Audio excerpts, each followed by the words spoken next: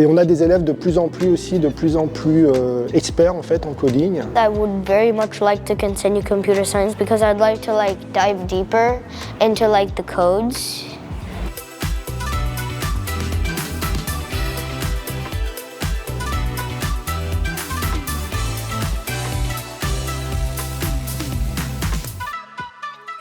I'm Oscar, I'm in 6B and this is my first year of computer science.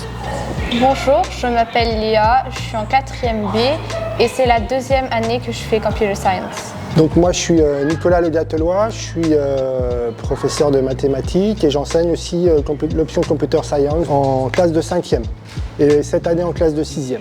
So at first my parents kind of wanted me to do it, and then when I finally went in I kind of figured out it was fun because it kind of helps the kids develop their knowledge about computers, and also it helps them have fun during class. Alors en computer science, donc, on a commencé il y a un peu moins de 10 ans à l'enseigner au lycée avec Scratch, qui est un logiciel vraiment qui est extraordinaire pour débuter et puis pour se perfectionner en coding.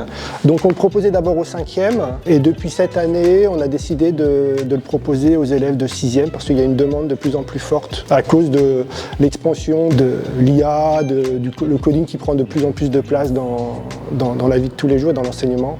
I like learning about how we can start with Scratch, then we'll learn different type of languages and technology like Python or C++.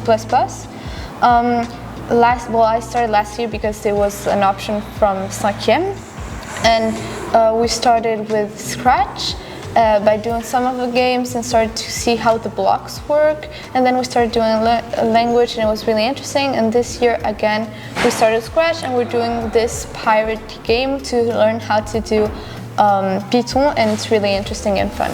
L'intérêt de programmer en bloc, c'est qu'on se focalise sur la structure d'un programme, que c'est une condition, une variable, etc.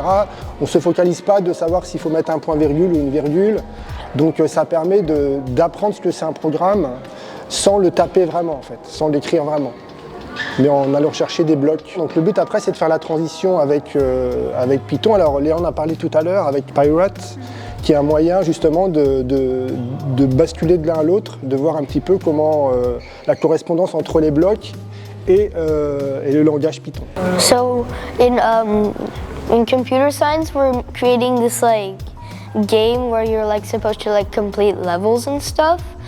At first I thought it wasn't going to take that many blocks, but in reality I figured out that we need lots of blocks. Il faut savoir avec les variables, il faut apprendre beaucoup de nouvelles choses. C'est assez intéressant parce que tu vas apprendre quelque chose pour un jeu, ça va te servir aussi pour l'autre, mais il y a quand même beaucoup de choses à apprendre.